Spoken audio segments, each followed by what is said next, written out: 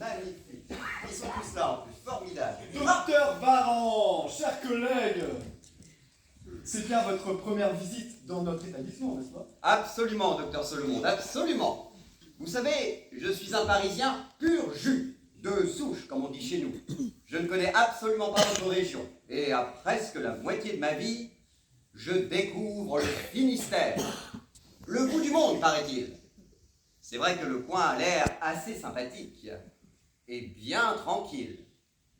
Même très très tranquille. Mais bon Dieu, que c'est loin! Oh, j'ai eu l'impression de traverser la France entière dans ce TGV qui n'en finissait pas de balancer sur ses rails à la vitesse d'un TER. Mais n'en parlons plus. Le travail avant tout. Vous devez bien vous douter que je ne suis pas ici pour faire du tourisme. J'ai une mission à remplir. Alors n'en doutez pas un seul instant, je suis impatient de rencontrer l'ensemble de vos pensionnaires et du personnel pour discuter avec eux. Savez-vous qui est à l'origine de cette demande d'inspection surprise? Pas vraiment. Je suppose que c'est à la demande du ministère des Affaires sociales. Vous savez, avec tout ce battage médiatique actuel autour des maisons de retraite, certains, dans les hautes sphères, ont dû se dire qu'il fallait faire preuve d'un peu plus de vigilance. Alors, comme toujours dans de pareils cas, les bureaucrates se sentent obligés de s'agiter, puis de communiquer pour justifier leurs fonctions. C'est l'époque qui veut ça. Chez nous, dans le groupe RPO, tout est fait pour garantir le bien-être de nos aînés. Sachez qu'ici, au rayon vert, l'anagramme de RPO, c'est apéro. Le slogan de la maison, c'est la fin de vie à l'eau de vie. C'est pas cool ça comme accroche commerciale? Vraiment, docteur? Vous êtes sérieux? Je plaisante. Vous savez, on est en Cornouailles ici. Et en Cornouailles, on aime bien chambrer les étrangers, surtout les Parisiens. Ce sont de très bons sujets. Peut-être même les meilleurs. Cela étant dit, docteur Baron, vos conseils vont nous être précieux.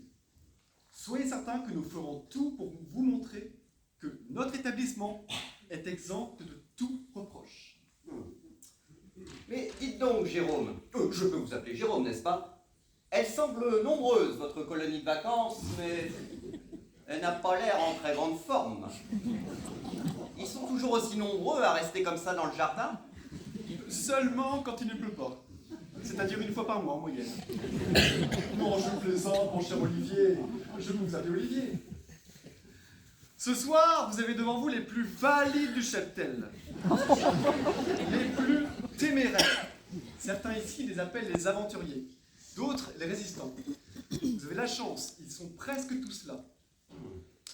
Et ils restent longtemps comme ça, plantés comme des artichauts?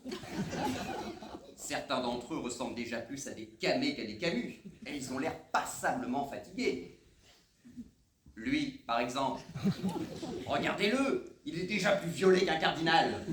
Vous trouvez? Pourtant, je peux vous assurer qu'il est aussi résistant qu'un gros ver de lin.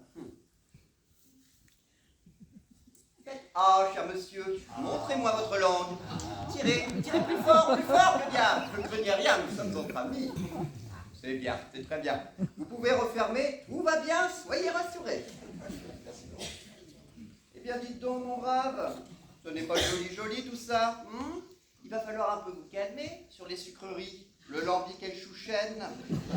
Parce que si j'en juge à la couleur de votre fond d'œil, j'ai l'impression que vous ne sucez pas que de la glace. Je me trompe? S'il vous plaît, mon cher Olivier, faites attention, celui-là c'est le plus susceptible et le plus rebelle de tous. Les infirmières l'ont surnommé GG Supermarché. C'est notre Georges à nous, notre contestataire, le coco du groupe. Il en fallait bien un. Les cocos, ils sont plus nombreux chez les bigoudins.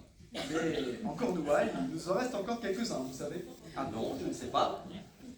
GG est un ancien responsable syndical qui a fait de la politique au niveau national. Ce n'est rien de dire qu'avec lui, on marche sur des œufs. On est toujours entre le marteau et l'enclume, pour ne pas dire la faucille. Je vois, je n'insiste pas. Eh bien, que vous arrive-t-il? Mais vous tremblez, cher monsieur. Vous n'avez pas froid au moins? Pas de fièvre a priori, rien de grave. Mon cher collègue, ce n'est pas tout ça, mais j'imagine aisément que vous ne devez pas ausculter ni interroger l'ensemble le premier jour. Bien sûr que non, mon cher Jérôme, rassurez-vous, ça n'était pas mon intention. Simplement me faire accepter dès mon arrivée, voilà tout. Rentrons et faites-moi découvrir l'intérieur de la ménagerie. C'est une maison de retraite ici, et ni Bouclionne, ni le cirque Zavata. Mais je plaisante, Jérôme, je plaisante, comme toujours.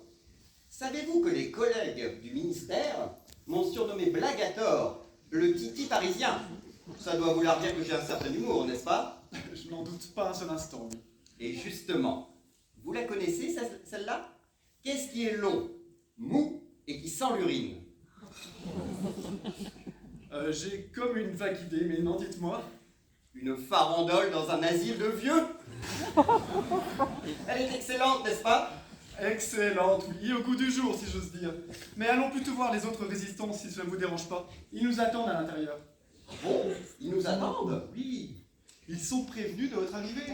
Ils vous ont même réservé une petite surprise de bienvenue. Vraiment? Nous ne les faisons pas attendre plus longtemps. Les Tagadas?